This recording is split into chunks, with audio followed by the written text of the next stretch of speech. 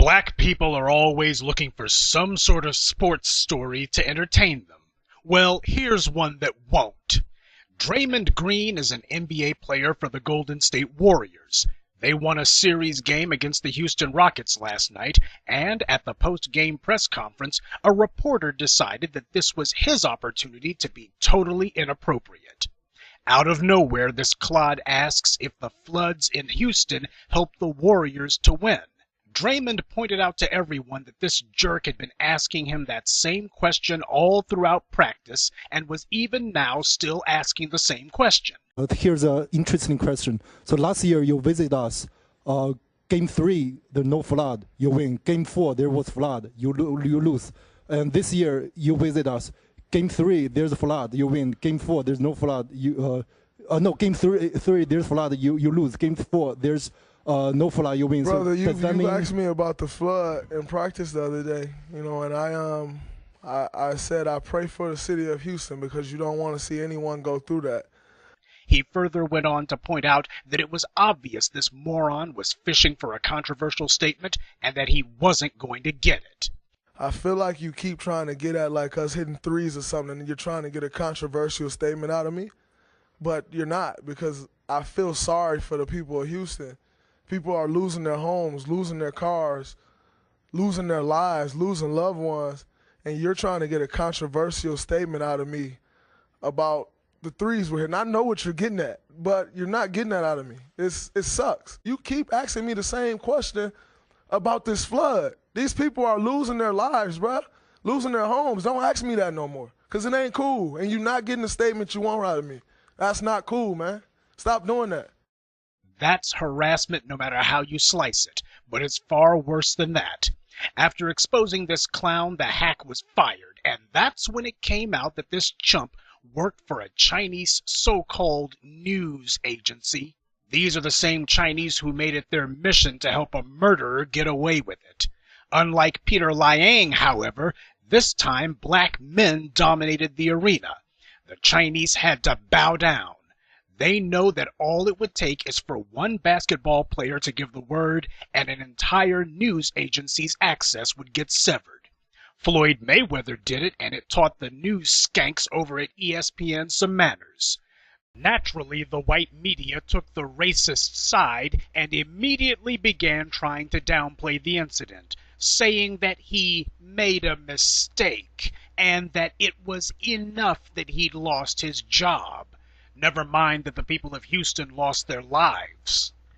But this incident reinforces that this behavior by the Asians is no coincidence at all. Because on cue, the Asian racists came out of the woodwork telling us that this was all an innocent question, that there was no harm done here at all, no mean intent. The same way murdering Akai Gurley was just an accident. They use this pathetic deflection at every turn, and it's time we started shutting them down. Hard. In order to understand the ploy being used, you have to understand Asian culture, especially as it pertains to communication. The Asians, and those too dense to understand it, will tell you that they have to be oblique when they speak to others, and that they'll hide behind the old act about how they do it because for them it's just good manners. Courtesy is everything to them, so they say.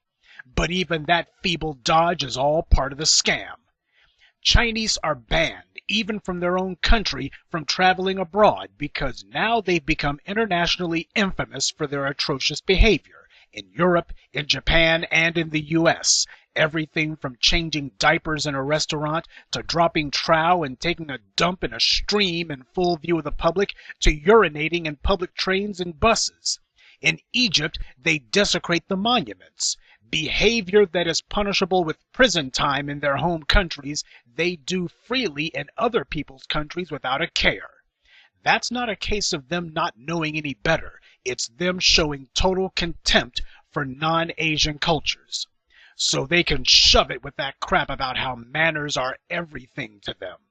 When Asians talk, they are directly honest with each other all the time. It's only when they're around foreigners that they suddenly become inscrutable. If an Asian is not speaking to you plainly and directly, that means they consider you to be an enemy. This clown knew exactly what he was doing and why. What he didn't know was that this time he was dealing with a black man, and in an arena where the Asians can't put their thumbs on the scales. This time we had the advantage. Black men need to understand that unless you have the power to exclude others, then you don't have power at all. The only reason this bastard was punished by his Chinese employers was because they were afraid of what might happen if they didn't.